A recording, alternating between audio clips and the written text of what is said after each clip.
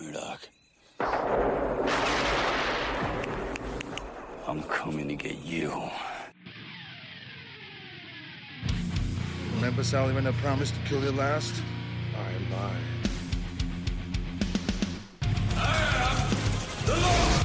Get off my plane. I have come here to chew bubblegum and kick ass. And I'm all out of bubblegum. John, I'm not gonna shoot you between the eyes. Shoot you between the balls. The disease. But I'm the cure. I'm gonna take you to the bank, Senator Trent. There can be only one. Dead or alive, you are coming with me. Yippee-ki-yay. I'm going to kill them all, sir. What's going on, everyone? This is your host, Charlie. Here with me is my other host, Nate. Say hello to the people, Nate. What's up, everyone? This is another little special drop we're going to do. I know we actually didn't get one out last month, and I'm sorry. A lot of stuff was happening, and I'm going to I just don't blame even know Nate. what all happened in that month. Yeah, basically, you I'm- can blame me because it was all on me. Not all of it. Not 100%. No, it was all on me. I was a very busy human being, and next thing I know, it's May. Like 98% Nate. That's what I'm going to go. Yeah. 98% Nate. No, but normally we've been trying to have at least one interview episode a month. So that's why you get this special drop, either a Saturday or Sunday. I have no idea. We're recording this ahead of time, so I'll just pick a day that no one else in the network is releasing something. Yeah, we're recording on a day where I'm trying to figure out what I'm going to DoorDash, but I can't figure that out for the life of me. That's like trying to pick what to watch on Netflix. You're scrolling through menus. I'm literally now. just scrolling through food as we record. No, man, that looks really good. Dude, I am so tired. And then I of go food. to Uber Eats. I go, oh man, that looks really good. I don't know if I'm gonna eat tonight. I live in BFE, so no one Uber eats anything to me that isn't already a pizza. B, I don't want to pay any more money for food right now.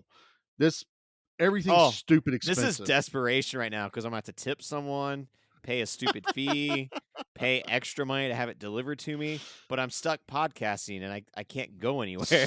Stuck. Yeah, well, it's fine. This is important, Nate. Your food can wait. It is, but I'm just saying, like, how can I not get some queso and chips delivered to me at a decent price? It's all about that price, man. You got to entice the drivers to want to come to your house. That's what it is. Come to it, just don't come through it. That's all I ask. Yeah, that only one of us have that issue. So. All right. Well, no, I'm sure everybody saw the title. We have an interview with Rob Davidson, writer, producer, actor, stuntman. He does it all. Chuck Norris lookalike. Sounds like he's going to be directing at this point. Yeah. So you guys will hear in the interview. Editor, that's what we'll call it. Editor, but we also know the other person that's editing this. He is doing a movie called The Ultimate Throwdown. It is an action horror movie. Hybrid. Love letter to 80s actionaire movies, I mean, I guess you could say. I don't know where people would get this idea that we're a podcast to talk about action horror movies I at keep all. wanting to do just episodes on the Brave Little Toaster, but you won't let me. You're wearing me down, though. I did hear he goes into space. Yeah, he goes into space, so all right, I'm getting closer. Maybe there's face huggers for the Brave Little Toaster. No.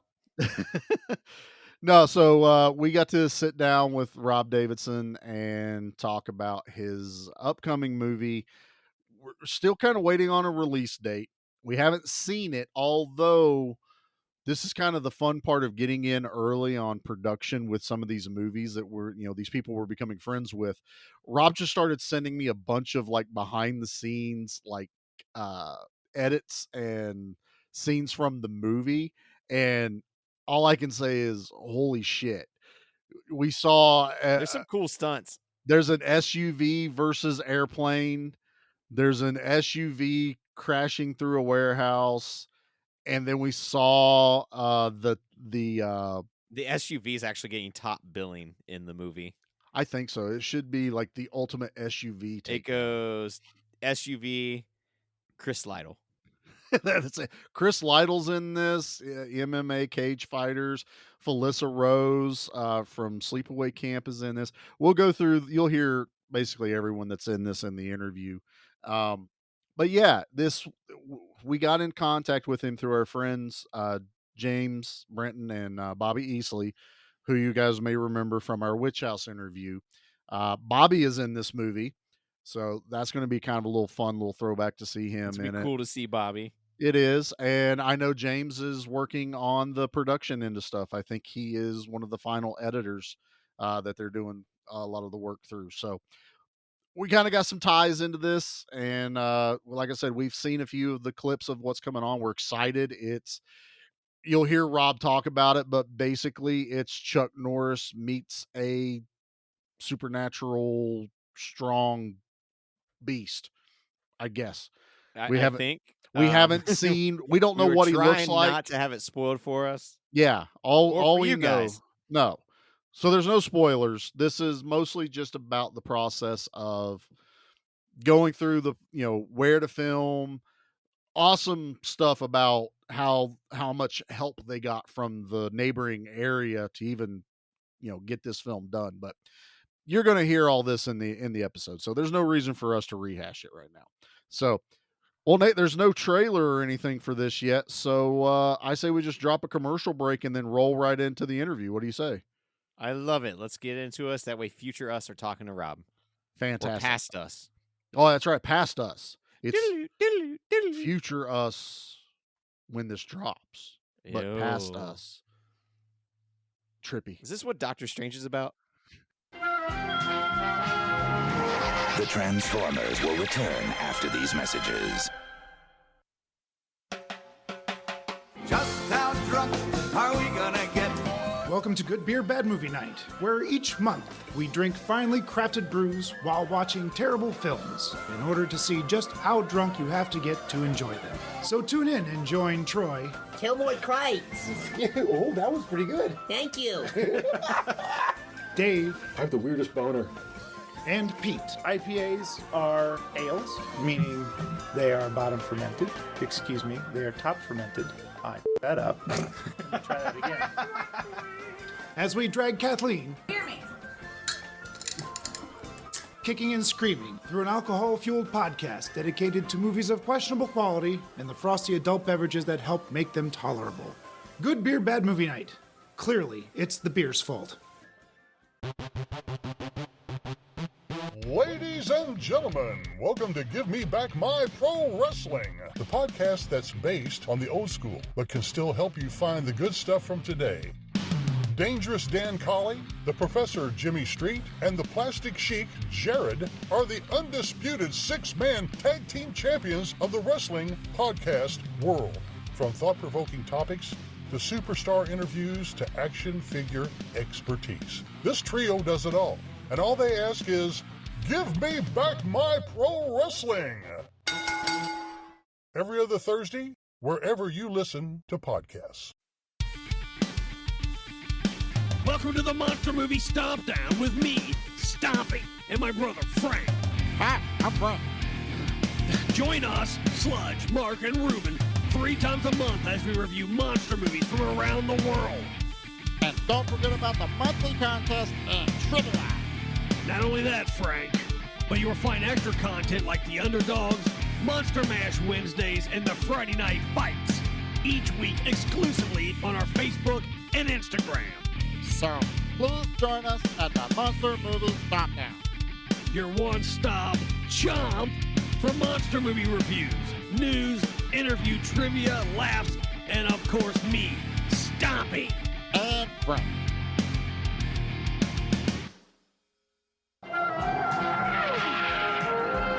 We now return to the Transformers.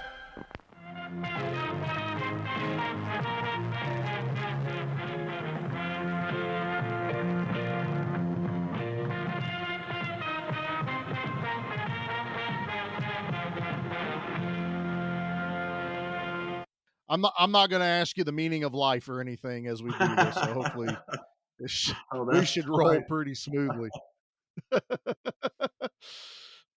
Unless Nate had that wrote down, I'm not sure. He's looking at his Nope. notes. I just got the one question I always ask, but that'll be Yeah, at the end. Nate has his patented end of the interview question. We'll save it. Okay. Now, what got me into this back in, I think it was 1979, Bill Wallace did a movie with Chuck Norris called Force of One. Yeah. And, Great movie. And Bill, he was born here in Portland, same town I was born in. So that was kind of a big deal, you know, back then, you know, local boy Local movie, like in a having movie. And that kind of what inspired me to do it. Yeah. So, and then in, I think it was 85, the guy by the name of Ivan Rogers was doing an action movie in Indianapolis. And I went down and was in it. I was a fighter, a thug in a warehouse fight scene. Nice. And then me and him got to be pretty good friends. And then he kept doing movies. And then, you know, I had kids come along, and I kind of put myself on like a 20-year hold. And then in the late 2000s, I was getting back into it. So I started writing this movie. It was mainly an action movie. Now, have you ever written before, or was it kind of like, screw it, I bet I can write an action movie? Well, this Ivan Rogers, he sent me the software, or told me what software he used, and I got that software and I just started playing around with it. And I had this idea for a movie, and he said, hey, it sounds pretty good. So I just started hammering it out, finally got it wrote, and then it took a long time, you know, to get to the point where I could start doing it. But and then I had to change some things because over that course of time, so many things that changed. I had to change like locations in the script. And I'm talking like a 10-year span. So there was even things that I was doing in the movie I had to change because I was getting too old to do anymore. But, you know, I can see that being an issue. Because I had some pretty flashy stuff in it 10 years ago. A buddy and I have been like casually working on like a vampire smut novel on the side for like, we haven't touched it in like a year and a half though, because we thought it'd be fun to do during COVID lockdown. And then we kind of just gotten away from it. So I'm like, yeah, we're going to have to reread that, what we've written, like 50, 60 some pages so far. And then I guarantee we're going to be like, well, 30 pages of that is just pure shit. So throw that out. So like, yeah, like unless you have like a full-time job to just dedicate to writing, it's hard to finish that type of stuff. I was working second shift over at the foundry, and when I'd come home at night, yeah, you got to keep the lights on. You know, I would stay up to like 2 or 3 o'clock in the morning and write a little bit every night, get a little bit of sleep, and go back to work. Well, that's the life of a family man. You squeeze in your hobbies between life and work. Your drive to work is basically your time to be like, what if I did this? And then maybe you'll actually have time to write it down if you remember by the time you park and get distracted by actually working. If you're me. It just boils down to how bad you want to do something. I like that. No, I think that is the thing. I think that's probably one of the biggest hurdles. Everyone's like, I want to do this, then do it. Yeah. Well, this happened, or this it's goes just on. Scary. Like, I would love to be killed in a movie. Kill me in a movie, please, someone. We killed a lot of people in this movie. Yeah, so you wrote this movie for a while now, and now it's kind of morphed into what you guys have already been filming. So real quick, it's called The Ultimate Takedown, or Throwdown. Sorry. Throwdown, the Ultimate Throwdown. Ultimate Throwdown, Charlie. Yeah. I wrote it down and I glanced. My brain went dyslexic moment. Take. Yeah. But the thing that really kind of keyed me in, and you're friends with Bobby and James, who they've been on the show. That's how we kind of got tied together. What's really got me curious is it says this action movie mixed with horror. So what's some of the horror aspects you're Yes, throwing in? please. Don't Okay, spoil it's anything, Yeah, but but let us know because yeah. of being an action/horror podcast. I was like, really? Like, I didn't get that vibe from what. well, when I first wrote this movie, it was mainly action, but then I seen the horror genre, how big a fan base it had. So I thought, well, I'm gonna put a horror element in this. So this movie really has two. It's like a dual plot. It's kind of like, if I had to describe it, it's like Lone Wolf McQuade, Silent Raids, and Friday the 13th combined into one movie. Wow. Wow. Okay. Okay. Interesting. So I'm listening. the movie, I play a U.S. Marshal, which is, I'm also a retired cage fighter, and I retired undefeated. Well, the villain in the movie is Kane Morgan, played by Chris Lights Out Lytle from the UFC. Yep. And he also, Okay. Nice. Okay. I didn't realize he was the villain. yeah, he's the villain. And he also was in the UTC, the Ultimate Throwdown Challenge. We couldn't go UFC, so we went UTC. And he also retired undefeated. So that clip I showed you of me going through the door, that's when we go in and we bust him. And there's a big final fight between me and Chris in that scene where we're walking in a circle holding guns on each other. And I'd look at him, I ask him, I say, do you want my O? He goes, oh yeah. And I throw my gun down. I say, all you got to do is come get it. Oh, that's awesome. I like that. So me and him go That at was it. it sweet to be like looking at Chris Lyle, like, oh yeah, I'm about to fight an ex-UFC fighter. Like there has to be a moment where you're like, oh shit. Yeah, but I've known Chris for a long time. Me and him used to train together and work out together.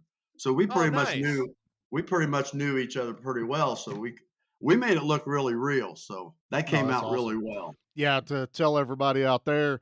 So when we were setting up this interview, I kept asking Rob, like, is there anything I need to be like reading or checking out? Well, he just went ahead and started sending me behind the scenes clips of like all these stunt action things that are happening in the movie. And I'm just one's like an SUV bursting through a garage door, Yeah. which looks awesome. Yeah.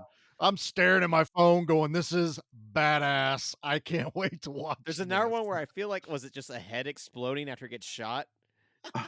Because I feel like everyone in this movie should just explode after they get shot, even if it's with like a 9mm round. In the very first of the movie, you see me with an AR, and I got a metal ammo can that says exploding projectiles, military use only.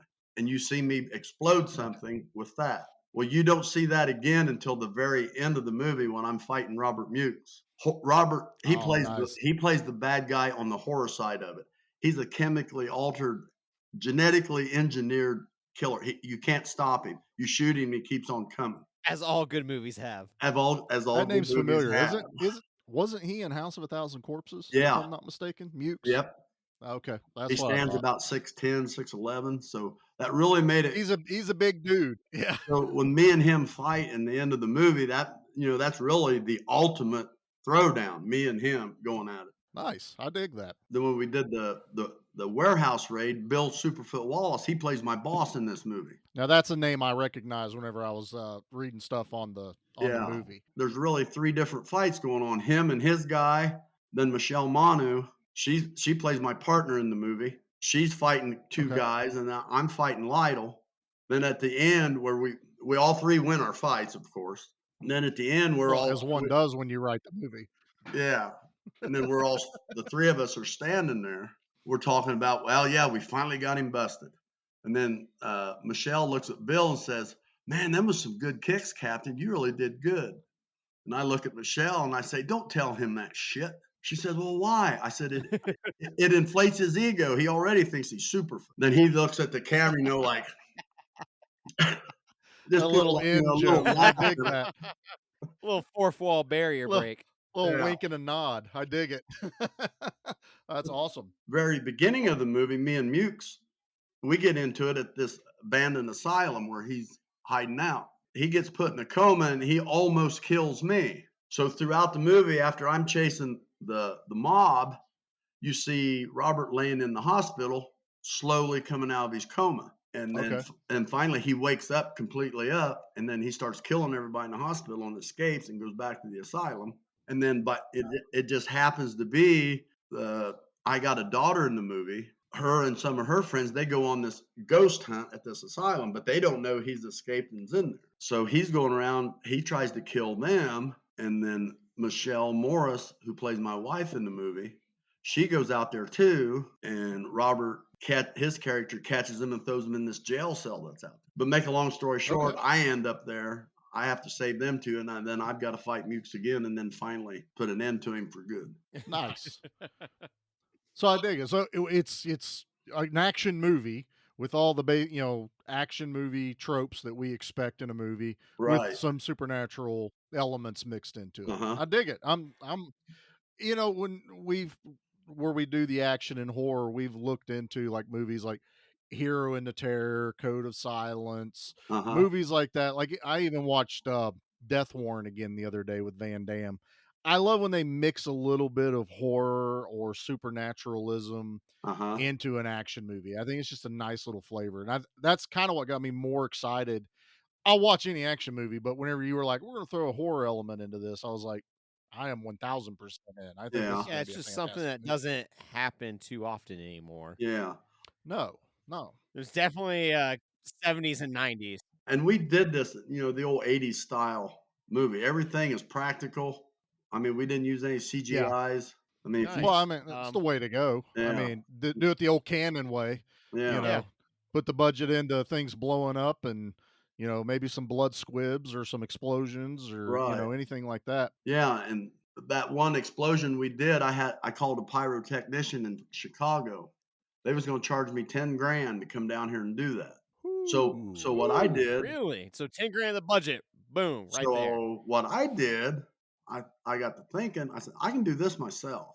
So I went to Rural King, I bought $30 worth of Tannerite. All right. And I bought a loaf of bread and some cottage cheese and a bunch of fake blood. So I back off about, 70 yards, and I had a target to hit about the size of a 50-cent piece. And it was at night. I had to wear my glasses, but I hit it and it came out perfect. I think I sent you that clip. That must be the one with the head exploding. Yeah. Man. No, nice. That was actual. You sent me that clip. That's so awesome.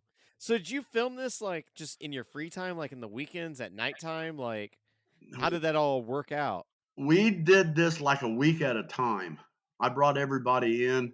We shot the horror elements one week, and then we shot the action element the other week.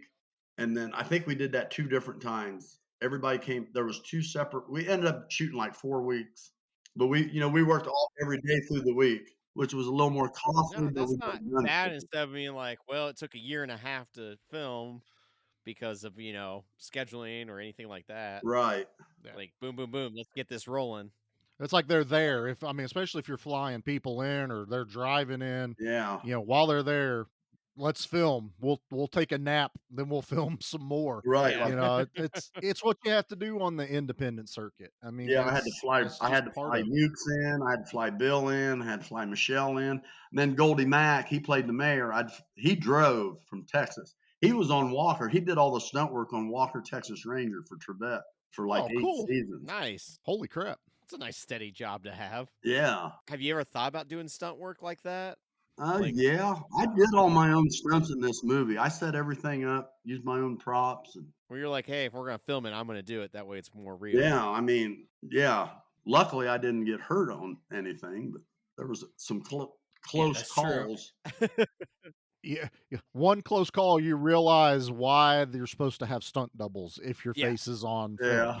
I was talking at work today. I was like, I don't get on a skateboard anymore because, like, even if a skateboard were to hit me in the shin, I'm gonna be pissed off, and then I won't be able to do my job. So yeah, we're like, not young bucks as the anymore. older you get. Yeah, it's like I can't even take a tumble.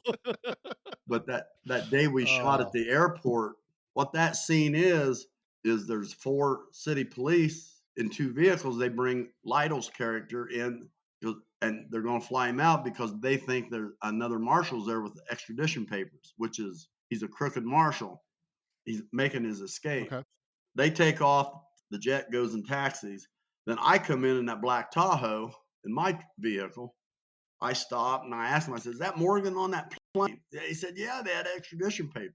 So I go out on the runway and the plane's starting to take off, and we're playing chicken. We're coming at each other head on, and he takes off and just misses me. And then I stop and I get out and I unload my gun on it.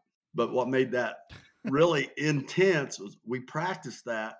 The pilot that done that was gutsy like I was.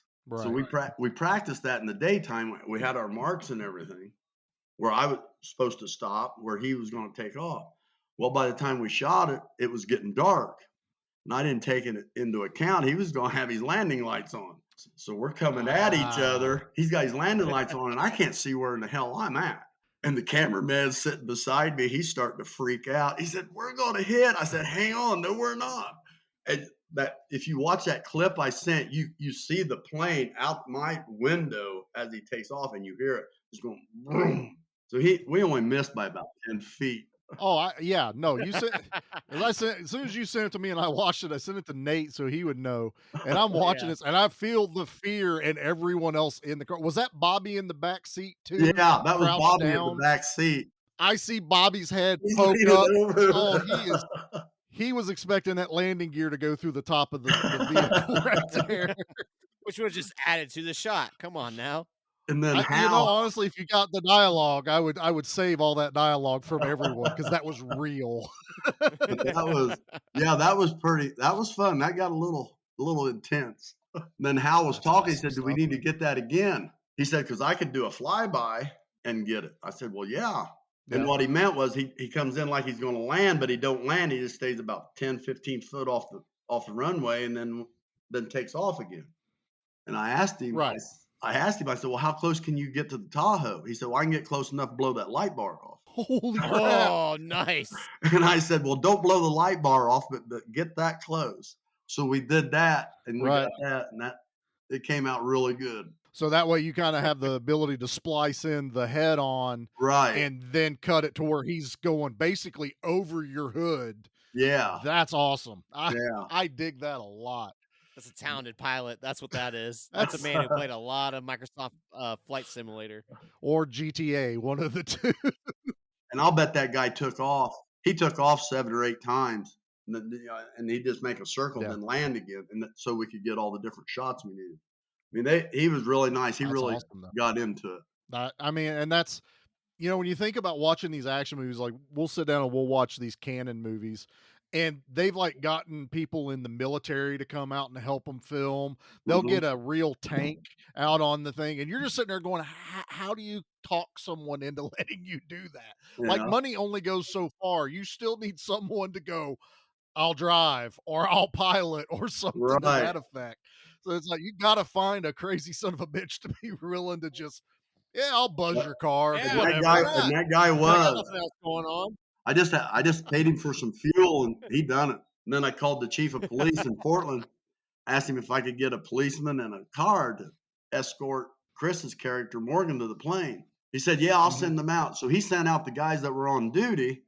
We got 4 cops and 2 vehicles to come out to do that. And they didn't charge me nothing for it. They was just happy to do it. Now, I'm gonna ask a question, and I don't know. This is the first time I've gotten to ask anything about an action movie. Like, how many permits are involved in this, or is a lot of this more like guerrilla style? Let's hurry up and get this shot, and Shoot then on let's the get out of fly. here. Well, in Indiana, as long as you got permission from the property owner, you don't have to get a permit. Okay, well, that's a good rule to have. Yeah. So a friend of mine had the vacant factory. He just let me use it, and that doubled as the hospital, the police station, and the warehouse fight scene. So we got 3 different locations out of one place. You had your own studio. You were just ready to Yeah, go. pretty much. Yeah. That's awesome. Jeez, that's how all that should work, man. You see where they spend like millions upon millions of dollars to make movies, and then you got guys out here, the independent, working on $50,000, and they can still put out a good product. I dig that stuff, man.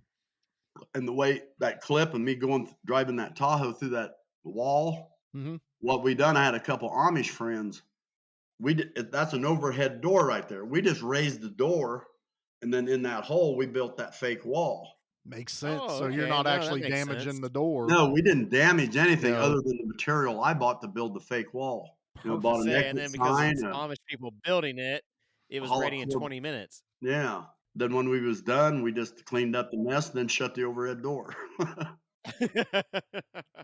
I think it's one of the things, like what Nate and I have done with a lot of these interviews is we're liking that we can interview like independent filmmakers, writers, Mhm. and stuff because I feel like they get to be the most creative. You you have a set amount of money to make your vision happen, and then they get so creative on how they use that and to still pull off what they kind of I mean, everyone Yeah, would you love to gotta have a use your budget to your creativity, Right. yeah. basically.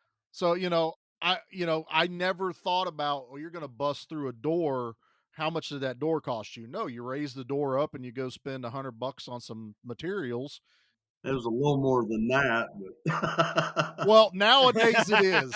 I'm a yeah, contractor. I understand. So yeah, you should Um, know the cost of woods and material right now, Charlie. well, yeah, I They're didn't not know when it cheap. was filmed. Okay. yeah. A 1 month, something could cost double than it does right Pre the now. drunk woman hitting my house, materials were cheap. That's true. You're lucky she didn't hit you later in the house. Yeah. But no, I mean, even still, cheaper than an overhead door, cheaper Oh, than yeah. This damaging, is a guy true. that's letting you use your property. And I just I love that thought. It's and to be able to just kind of get a warehouse. I mean, Yeah. that's a dream for a lot of filmmakers. It's like, oh, Right, we yeah. have, like you just said, we have all these places that we can designate as sets. You're not tearing something down, or you're not going, we only got 2 days to film in this location. We got to do everything right now and hope we don't have to go Mhm. reshoot. That's kind of a luxury not every independent filmmaker gets. And I think it's Right, awesome. yeah. And I was really fortunate. The town of Portland and the town of Winchester, which was the 2 cities we filmed this in, they was tickled to death. They would do anything to help and didn't charge anything. And just like we was shooting a scene in Winchester, shows me coming to the courthouse in that Tahoe with the red lights on. Well, the mayor himself come down there in blue jeans that day and helped us direct traffic. No way. That's awesome. I love and where I'm small town, so that's where I'm at. I would feel like if I tried to film down here, I'd get that same kind of, Yeah. the mayor runs the hardware store in our town. Yep. So, he will come out in blue jeans and Yeah. anything like that. So I really appreciate whenever they try to be as, accommodating to Uh-huh. you and what do you all you got to do is what? Put a thanks at the end of the credits, thanks to the Yeah. Put town, thanks everybody's to the name in it. city. Yeah, I mean, come on. It's text, but everybody loves that. Yeah, and we really had fun with that opening scene. My character gets hurt really bad, almost dying, and then Mukes' character gets put in a coma. They sent out 3 cop cars and an ambulance to help us with that scene because they're putting me in the ambulance, taking me to the hospital. And the 2 EMTs, I mean, they Wow. bring out the gurney, put it down, they grab me, they throw me on the gurney, load me up, and away we go. So they were just happy to help. Oh yeah, they was tickled to death. They was having all kinds of fun. And they done that. Nice. We done that like, I don't know, 6 or 7 takes where they come rushing in with their lights and siren on. And it came out really good. They even come up with their own dialogue and it turned out great. Oh, nice, because yeah, you're getting like the realistic dialogue that they already use Yeah, on the job day to day. unless you do it every day, they're going to use the terms Right. that you Yeah. couldn't think to write. Yeah, I like that. I mean, then that just adds to that level of realism that sometimes you don't get in these movies. I like that a lot. Because I think there was like 5 or 6 policemen and 2 paramedics, and the chief of police is the one of them that came out. And he asked me, he said, "How do you want us to do this?" And I just took the line from the movie that I was on the radio. I said, "Just do it like you got a call that there's an officer down, officer needs backup, and I need a bus." He said, "Okay, we got it." And that's what they did. They come in first, they jumped out, they secured the area.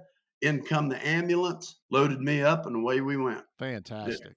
I Looked love that. really good. I mean, it was just like they went to a real call, and they did great. I mean, them guys knew what they were doing. You're like, in Nice. case of an actual emergency, I feel more comfortable. Now they're on standby. Yeah. And that's what I told him. I That's said, "Just it, do it man. like you got this actual call." And they didn't know what they was going to come up on when they got there either. Also, they're kind of almost getting like a first time reaction too. It's not Yeah, like right. rehearsed or something. Again, where are you going to get that anywhere else? Right, That's yeah. amazing, actually. That's why I like doing these things. This is That scene there, when that ended, Mukes is slamming me up against a bunch of walls going down a cement rail. And then when we get towards the middle of the rail, he throws me over the rail, which I had to land on the ground about a 5-6 foot fall. But I rolled out of it and land there. Then he walks around and comes up to me, and that's when I pull my gun out and empty it on him. So he's laying there shot 6 times, or no, it's more than that. And I'm all busted up on the inside. I pass out and I'm just laying there. Then he's laying there shot. Then they come up, and that's what they come up on. So it's kind of like this. They have no idea the good guy, bad guy Right, kind of yeah. scenario. Oh, that's awesome.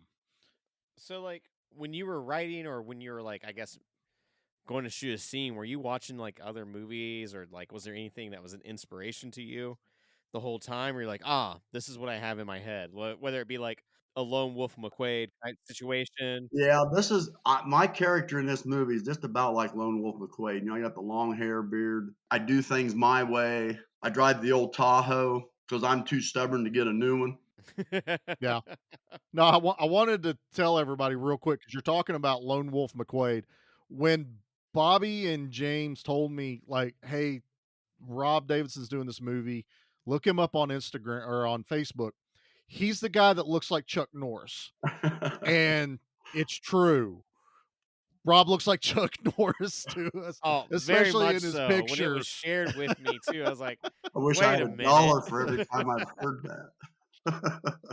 Well, I'm sure, but our audience probably haven't met you, and they'll see a picture when we do the post. But I was like, they need to understand when he's talking Chuck, I feel like I'm talking to Chuck right now. But as far as there's some things in Lone Wolf McQuade and Silent Rage that kind of give me ideas for this. I mean, I didn't copy them, but it gave me the ideas on how I wanted to do it. No, but it's just that like inspiring. We're like, oh, hey, you know what? This is how they used to do it back in the day. I kind of want to do the same thing. Well, look, everything's been written. Almost everything's been filmed to a degree. So it's just peppering in a little bit of everything and trying to make it your own as much as you can. There's only so many ways you can do something, you know? Right. Yeah, like our buddy Derek that we interviewed, he's like, there's only so many different ways that you can like film a person's throat being slashed. So, you got to get creative with it. Yeah. I've sent him a couple messages on ways I want to see people get killed in a movie, and I think he likes a lot of my suggestions. Yeah. Belt grinder. I'll just leave it at that. Belt grinder. Ooh, a belt grinder would be awesome. I think that would be a fantastic kill. And this movie doesn't have a lot of really gory stuff in it. It's more of the Hitchcock. You're wondering when it's going to happen, not so much as what's going to happen. Suspense being built. Yeah. No, and that works. I mean, there's tons of action movies out there that aren't like Gore-filled or even with a huge body count. Yeah, they're still excellent. Above the Law, and like Above the Law is really not that bloody. Yeah, but it's just very impactful with every punch. Yeah. It's very impactful. But I was kind of proud of this movie because there's only one really gore scene, and that's where it looks like he rips out the throat of one girl. That's really the goriest part of it. There's no nudity in it. I love a good throat ripping. Yeah, there's no nudity. There's really not that bad language. You know, I dropped the F-bomb 2 or 3 times in the movie, but it's warranted. But it's just a good story. There's a story between me and my screen wife.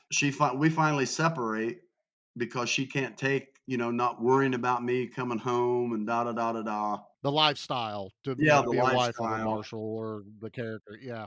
Right. And it kind of gets into that a little bit. You gotta have something that breaks up all the scenes in the action. As much as we all love action movies and it goes action, action, action, there still has to be a story. There still has to be something that, there still has to be something that's going pushes it forward. So that way we know, like, this is what we want to care about our characters. And we've got like 3 kids in the movie, 2 daughters and a son. Although I'm rough, my character, is rough. I do shit on my own, but I do have a family. And my daughter, Emma Shelton, plays my daughter in this, Katie, and it shows the closeness between me and her. Awesome. So, I think as a family man, I would expect you to kind of write it that way too. I mean, it's. And I've got 4 kids in real life, so. I was gonna say, do you have like the equivalent amount of kids in real life? But okay, that makes sense. Yeah, I've got 4 kids, and I've got 5 grandkids. Woo! That's a full house. And I got the 6th one on the way. That's a busy holiday season. best thing that came out of this movie, I met my fiance. Oh, nice. I wanted to ask about that because I had been following whenever you guys were filming, Mm-hmm. and we were aware of her because she stars in Witch House. She's the lead in that with Yeah. Bobby and James. Mm-hmm. And I had friended you on Facebook, and then I saw a post, and I'm like, she looks familiar. Mm-hmm. Oh, okay. They're engaged. Fantastic. That's awesome news. Yeah. Yeah, we met on set and things just went really great. And that's the best thing that came out of this movie Perfect. for me. Nice. There you go. Oh, that's excellent. So, tell us a little bit about some of the rest of the cast in the movie, if you don't care. Okay, we've got, well, Bill Superfoot Wallace, he plays my boss. Chris Yep. Lights Out Lytle plays the Kane Morgan, the mob boss. Got Goldie Mack playing the mayor. Michelle Manu is playing Kim Keahola, which she is my partner in the Okay. movie after my first partner got killed. And As they usually do in these movies. yeah. Yeah, you gotta have your partner get killed. That's And then just we a got rule. Robert Mukes playing Lucas Wagner. He's playing the unstoppable killer that I have to finally stop in the end. Okay. And then about everybody else, is just local people that did a really good job. Right. And then Michelle Moore, she plays Donna Cooper, my wife. Underneath the credit listing, it has Felissa Rose. Does she have a pretty? Oh big yeah, role, or Felissa she's Rose, she kinda- plays Samantha Sam Mackey. She was my partner at one time too. She does the investigative Do work all on your this. partners just keep getting killed? Well, no, she's not killed. She just got transferred to a different part of the building. I was gonna say, like, are you just rotating partners? Like, damn it, Chief, I can't have a new partner. They all die. Well, when you see the movie, you'll see why I had Felissa play another old partner. No, it's awesome. Right. I mean, her being the killer from Sleepaway Camp is just like to add in that horror movie element to your action film. It's cool to see when she pops up on Yeah. stuff. She was recently in Columbus, but I unfortunately was not able to attend. Yeah, way to go, Nate. Yeah, I know, right? Uh-huh. You let us down. You let us down, Bubba. Nah. So it's a pretty full cast, man. So I have to ask because I'll get reamed if I don't. What did Bobby do in the film? What was his role in the movie? Bobby played one of the fighters. He was in the bar fight, both bar fights. He was one of the fighters in the warehouse, and then he was the assistant DP director. Bobby did nice. quite a bit. So he got way into it. Oh yeah, yeah. I like he's Bobby. he's a He worker. did really He good. really is. Yeah, he is. Yeah, he's a hoot. I talk to him probably weekly, and and when he was on set, he was just sending me like, this is what we're doing today. Check this out. You got to talk to all these people. Here's everyone's name. Yeah, it And sounded like he was a kid in a candy shop. Like, oh man, because Yeah. like I know Bobby usually does more like horror movies and stuff like that, and like for him to be on an action shoot, Charlie and I were both like, oh, cool, nice, man. Yeah.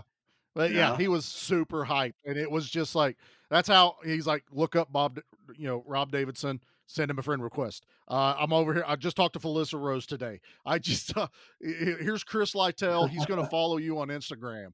That Chris Lytle's following me on Instagram. So I'm like, holy shit, Bobby. he loves it, man. He loves that. He loves the filmmaking. Big shout out to Bobby. Yeah, and Chris, he was really great. He's within driving distance. Anytime I needed him, he'd just pop in his Jeep and drive up. And he was always asking me, say, hey, when are we going to do it again? When are we going to do it again? Yeah, I bet he was really loving all that. Oh, yeah, he was really liking it. So now that you've done it, and I know you said you still got a little bit more to do, and it's now in the edit and post-production kind of phase. Post-production. Mm-hmm. So take away the airplane coming at your head or exploding something. What was some of the things that whenever you were filming the movie that either A, surprised you of how difficult they were, or were probably some of your favorite parts that you weren't expecting to be a favorite part of making a movie? Oh, some of the fight scenes were not what I expected. Okay. Like more in depth for fighting? Yeah, having the repetition, doing the same thing over and over, making sure you got it right, the same, so it looked good. I've heard a lot of them talk like it's almost like a dance. It's learning each movement with the other person. Yeah, especially when you throw in a lot of people. Yeah. Yeah, we pretty much choreographed everything, so whoever was fighting knew what they were doing. Well, Yeah, definitely. You got professionals. Right. And I Yeah. brought in some pro wrestlers for the fight scene, so I could hit them pretty good, and they could take it. So, Yeah, not everything has to be this like wild swing that you can always right. tell is a miss. I like the ones where you go, he really did hit him, didn't he? You're like, yeah, he hit him. Yeah. This is exactly why I'd rather be in a horror movie than an action movie because I don't want to get punched. I'm Yeah. just like, nah, just stab me a bunch of times, blow me up, do something like that. One scene that really stands out is my partner that plays Kim Keahola. Her and her girlfriend are sitting in the bar, and this guy comes up and starts harassing them. Well, I happen to be in the bar too. Starts harassing them. And then I come up there and I tell that guy, I tell him, I say, you don't want to do that, trust me. Which I'm saying, trust me on almost a lot of things in the movie. So that's kind of my punchline, trademark. That's your catchphrase. Everybody's got to have a Catchphrase, yeah. catchphrase. And he says, well, what are you going to do about it? And I'm standing there smoking, holding a drink. And I go, it's not what I'm going to do about it. It's what she's going to do about it. And I just walk away. And then she ends up whipping 3 guys. Then I walk up to her. I mean, you got to know earlier in the movie because we kind of had a little disagreement. But I come up there, then I put my hand out. Then we get up. We just start dancing over these bodies she just whipped. I love that. That's awesome stuff, though. I mean, Yeah. that's I like that kind of dynamic. It sounds like that's going to be in this film. So, Yeah. do you have an idea? I know it's still super early on stuff, but do you have like an original idea of when you're wanting to have this released? Or I don't know if I'm going to make it, but I'd like to release this right around Halloween. oh, that'd That'd be be cool. yeah.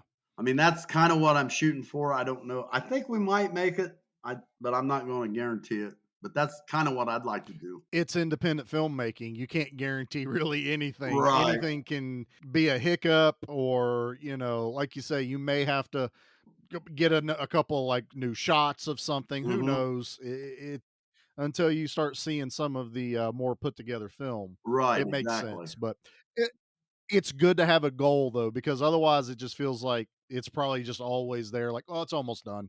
Oh, Mhm. it's almost done. Then Yeah. 3 years later, oh, it's almost done. So Right. having a Yeah. goal like that's awesome. No, I think having a goal is a very realistic, expectation to have. Fantastic, man. Fantastic. Well, is there anything else about the movie you'd like to tell everybody about? Like I said, we don't want to spoil nothing or anything, but do you feel like we've kind of covered? Yeah, it's got some twists and turns in it. It's going to be a good movie to go watch. It's going to be probably a 100-minute movie. So, yeah, it's something you'd nice. want to go see. Now, is that about how long you thought it would be, or did you think like, oh man, am I even going to have 45 minutes of material here? Because I feel like that would be one of my fears. Like, oh man, did I write enough? Do I have enough action? Did I do enough, or am I cutting myself short? No, I think it's going to be full length. It's going to come out really good. Be a Nice. full 100 minutes. That's a good goal to have. Yeah. Yeah, Oh, that's definitely. awesome. That's solid. Well, Rob, I want to thank you for coming on here. Well, Nate, you always ask our interviewees a question. Rob, I have the same question I ask everyone around Okay. here. And you may not have an answer, and that's fine. But Shrek 1 or Shrek 2? Who? I like that one That's too. a good answer. Nate loves the movies Shrek I love 1 the movie and Shrek 2. 1 and Shrek 2. Fan of Shrek 3, but prefer the animated, Michael Myers classic. But you know what? I'll take the answer of who. There you go. Now what? That's There 2 and was- 2 and 2 now you've got? Yeah. I've had Slash My Own Throat and who. But I can say this. Yeah. I can say this. Michelle and I are working on a new project. I was going to say, do you have anything else like down the pipeline? Yeah, we're working on a sequel to this already. Oh, shit. Really? Really? Mhm. So I kind of left it Nice. open. I can for sure go 3 different ways with a sequel, or I can do 3 more. Wow. Oh, nice. But I'm not going to give away the very end. But No, No, don't. no, But I don't like that spoil it. you are in this mindset of like, no, I want to keep doing this. I there's want to definitely 3 further this story. different sequels. And the fact that you have 3 different ways, that feels like a choose your own adventure. So after this movie is out and played, Matt Cooper will definitely be back. Hell yeah. In this day and age of movie making and in Hollywood where they wait till that first weekend before they'll green light the sequel. In Mhm. independent filmmaking, they can go, we're not even out yet. We're doing the sequel. Yeah. I Do a love that kind of post-credit scene, confidence. you're in. Yeah. I dig it. I love it. Rob, thank you, brother. I appreciate you taking some Well, thanks time for and having me on. coming on here. Everybody, we will keep you updated with the Ultimate Throwdown as it gets closer to release. Again, we're friends with a lot of the people that are in this movie, and I'm sure Rob will keep us updated as production goes forward and hopefully a sequel soon. So, Nate, are we good? We got everything covered? A's and B's Yeah, and P's? I feel pretty good. I mean, I'm gonna sound a little desperate here, but put in a good word with Felissa Rhodes for us. Okay, I'll do Just be that. like, hey, Felissa, I know two really cool dudes. I'll do that. That's right. Go sing our praises like Bobby does for us. But Yeah, we're not worthy. We're not worthy.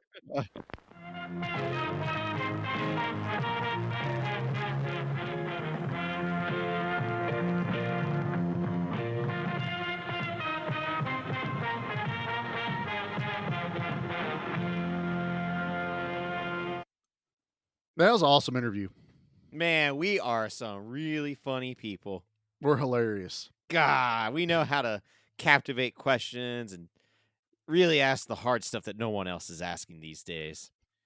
Yeah, I don't know how well your Shrek question's going over with some of our guests we have on here. I am. Am I 2 for 2 right now? I think it's 2 for 2, somewhere around there. This one was like I'm not letting that bit go. It stays with me till I die. I don't think you should let it go because I think it's even funnier when we get reactions like Rob. There's no way I can get any other reactions like that, though. Like, I feel like at this No. point, it's going to be nothing but Shrek 2. That should have been videoed. That's all I can say is the look on Rob's face. I don't know if I want to say disappointment or regret of doing the entire interview. A little bit of A and a little bit of B. little mix. No, but I want to again thank Rob for coming on to the show. Yes, thank you, and sir. We Thank are you for not being like, hey, I got to run this through legal. Turns out that's a thing when you ask for interviews. Is sometimes they have to run things through a whole press team. I didn't know that. I guess it depends on the size. So yeah, it depends on the involvement, I guess. Yeah, we So Rob, thank you for not being like there's a bunch of legal red tape you got to jump through.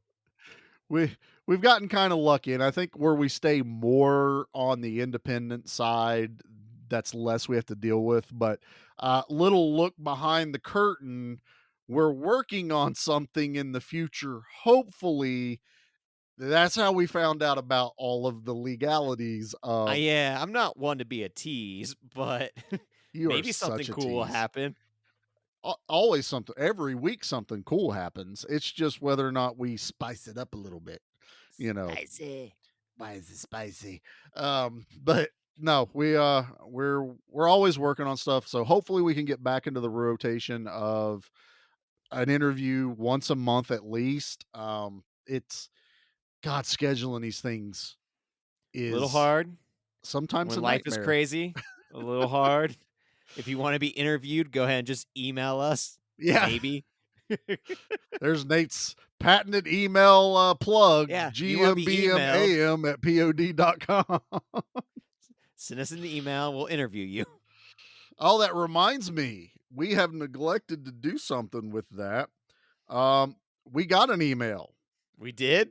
And we had to promise. Was it cobwebs? We had to promise to read it on the air. And I got to make sure you didn't delete it. No, I have not even opened the email. You did because you responded. I did? Yeah. Our buddy Pete emailed us and said, I just wanted to say that Nate is a dumbass. That is all. Damn you, Pete! Also, by the way, the answer to our burning question of what movie was Ray Dong Chong the demon in with James Remar was Tales from the Dark Side, 1990. So Pete answered that for you, just like you asked in the My email. name's Pete, and I pay attention to the names of movies I'm watching. That's right. And then I see your response. Damn you, Pete. I don't know what you were going for there. Petey. And then Pete then emailed back, which we said, if you email us, we'll read it. You got to read it, sucker.